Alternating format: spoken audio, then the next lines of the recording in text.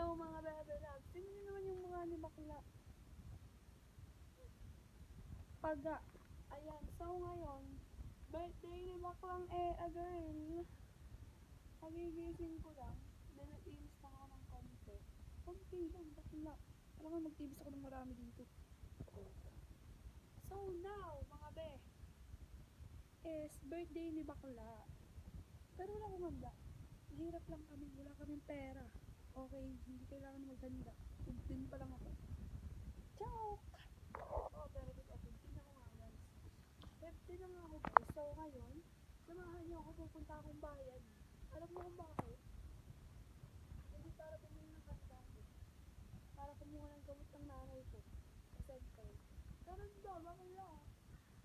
So ngayon, ipapatutog ko rin itong ganito ko. Kasi pag tumulit yung mga bulit, sobrang sakit. Ayan. So ngayon kasi may pasok kami. Hindi ako nakapasok. Martes pa lang ngayon be. Absent na agad ang girl. So now, hindi ba ako naliligo? Kaya naliligo na kasi tignan niyo yung ngipin ko. Wala may pa kasi yung mga... Oh may pake. Yan. So ngayon, niligo muna ako bago.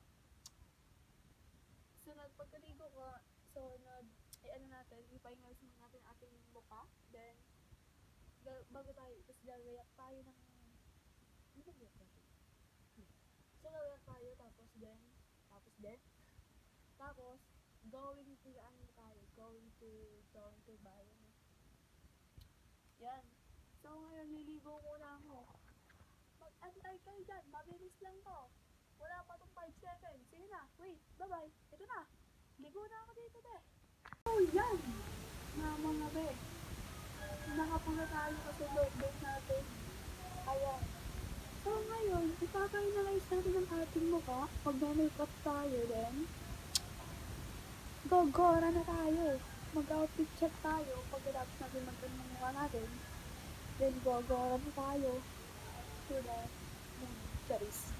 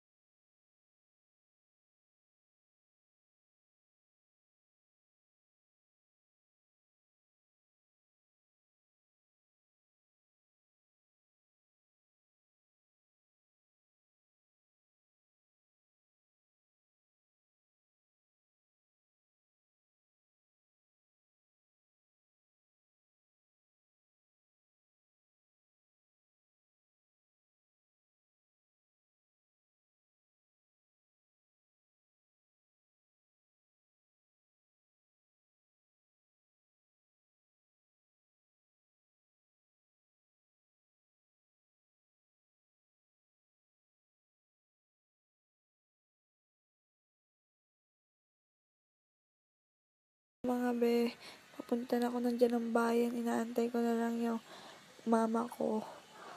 Tsaka nag-aantay na rin kami dyan ng tricycle. Nandyan ako sa paradahan ng tricycle namin. At sabi nga sa amin, meron daw tricycle dun. Kaya pumunta na kami doon. May nakita na kami tricycle. Sumakay na nga kami dyan. At yung mama ko nakasakay sa loob. Guys, tingnan nyo naman, napakaganda ng view rito. Sobrang ganda, pwedeng pagpicturan. Dito yan sa amin. At nandito na nga ako sa may center. Naglalakad-lakad na nga ako dyan. Tapos may sinabi sa akin ng mama ko, kaya tumigil ako ng konti dyan. Maya-maya mali na punta ako center. Kaya bumalik ako. At sinabi ko yun sa mama ko. At doon na daw, iba na pala daw yung center. Nakaramdam nga ako dito ng gutom. Kaya bumili muna ako ng shawarma. At yan niya, tingnan nyo naman kung paano siya ginagawa. Ganun pala yun. So yan, tig large ang binili ko at kulang pa nga yun. Kaya nagkain ako sa inasal. Hindi lang pala ako. Kasama ko pala ang nanay ko. Ano yan, yung parang kain ko na rin. Siyempre, birthday ni girl na to. Wala na kayong pakialam kung inasal lang. Wala kasi kami pera, mahirap lang kami at alam ko yun. At alam nyo rin yun. So, wala akong pake. At least masarap yung kain namin. Kasama ko yung mama ko. Inasal, sarap-sarap. Grabe ang ubos mo, be. Ubos na ubos. Sa kapagudan, nagyakag na nga akong pauwi nito at may pupuntahan ba nga dapat kami. Pero sabi ko kay mama, ako ay inaantok at saka gusto kong umuwi at yan, sinakag ko na si mama at nakauwi na kami. Grabe naman yung ginawa nila sa akin. Maawa naman kayo. Oh, yan nga mga bebe loves ko. Uuwi na. Uuwi lang natin. Ano, natawa kayo na. Ano ba kayo lang alis mo na yun? Diba? Diba? Ayun, hindi ko na pagod na pagod ako.